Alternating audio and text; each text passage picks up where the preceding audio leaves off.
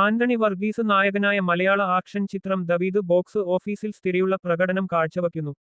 എന്നിരുന്നാലും അഞ്ചാം ദിവസം ചെറിയൊരു ഇടിവ് സംഭവിച്ചു, പക്ഷേ മുഴുവൻ ബജറ്റും തിരിച്ചുപിടിക്കാൻ വളരെ അടുത്താണ്. അഞ്ചാം ദിവസത്തെ ബോക്സ് ഓഫീസ് പ്രകടനം നോക്കാം. ആന്റണി വർഗീസ് നായകനായ ഈ ചിത്രം 90 ലക്ഷം രൂപയിൽ റിലീസ് ചെയ്തു. രണ്ടാം ദിവസം തന്നെ ചിത്രം 80 ലക്ഷം രൂപ നേടി.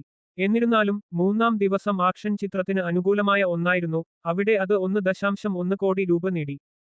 എന്നിരുന്നാലും നാലാം ദിവസം മുകളിൽ പറഞ്ഞ 1 കോടി എന്ന മാർക്ക് നിലനിർത്താൻ ദവീദിന് കഴിഞ്ഞില്ല, അത് വലിയ തോതിൽ തകർന്നു. നാലാം ദിവസം അത് 50 ലക്ഷം നേടി. ഇത് ഏകദേശം 55% ഇടിവാണ്. ഇപ്പോൾ അഞ്ചാം ദിവസം ആന്റണി വർഗീസ് നായകനായ ചിത്രം വീണ്ടും 12% ഇടിവ് രേഖപ്പെടുത്തി. അഞ്ചാം ദിവസം ചിത്രം 44 ലക്ഷം നേടി, ഇതുവരെയുള്ളതിൽ വച്ച് ഏറ്റവും കുറഞ്ഞ ദിവസത്തെ കളക്ഷൻ കൂടിയായിരുന്നു ഇത്. ചിത്രത്തിന്റെ ഇന്ത്യയിലെ മൊത്തം നെറ്റ് കളക്ഷൻ ഇപ്പോൾ 3.74 കോടിയാണ്. ചിത്രം ഇതുവരെ 4 കോടി കടക്കാത്തതിനാൽ കളക്ഷനിൽ ഗണ്യമായ വർധനവ് ആവശ്യമാണ്. 5 കോടി ബജറ്റിൽ നിർമ്മിച്ച ഈ ചിത്രം, മുഴുവൻ ബജറ്റും വീണ്ടെടുക്കാൻ വെറും 1.26 കോടി മാത്രം മതി. ബോക്സ് ഓഫീസിൽ സ്ഥിരയുള്ള പ്രകടനം കാഴ്ചവയ്ക്കുന്നുണ്ടെങ്കിലും കൂടുതൽ പോസിറ്റീവ് ആയ വാക്കുകൾ ചിത്രത്തിന് അനുകൂലമായി പ്രവർത്തിച്ചേക്കാം. ബ്രോമാൻസ്, പൈങ്കിളി എന്നീ 2 മലയാള ചിത്രങ്ങളുമായി ഇത് ഏറ്റുമുട്ടി.